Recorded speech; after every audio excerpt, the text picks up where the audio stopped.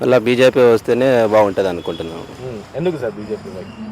ఇంకా కార్యక్రమాలు, సంక్షేమము, వ్యాక్సిన్ కానివ్వండి, ఇదే ధరల నియంత్రణ కానివ్వండి, మళ్ళీ ఇంకొకసారి అధికారం బీజేపీకి వస్తే బాగుంటుంది అనిపిస్తుంది. సో సెంట్రల్లో మోదీ మళ్ళీ పిఎం అంటారా? మోడీని కన్ఫర్మ్. 400 సీట్లు అంటున్నారు కానీ 400 లేకపోయినా కానీ మెజార్టీ అయితే మళ్ళీ వాళ్ళకి వాళ్ళే వస్తారు ప్రధానమంత్రి మళ్ళీ. ఓకే.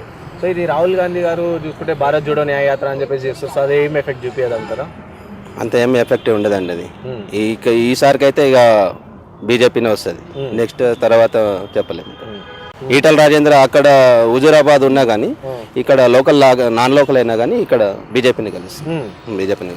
అంటే నార్మల్గా పబ్లిక్ అంటే కొంతమంది ఏమంటారు అంటే ఆడ హుజూరాబాద్లో గెలవలే, గజ్వేల్లో గెలవలే, ఇక్కడ మల్కాజ్గిరిలో ఏం గెలుస్తావు అన్నట్టు అంటారు. అది ఎమ్మెల్యే కాన్స్టిట్యూన్సీ కాబట్టి సరిపోయింది. ఇప్పుడు ఎంపీ కదా, ఎంపీ ఇక్కడ బీజేపీ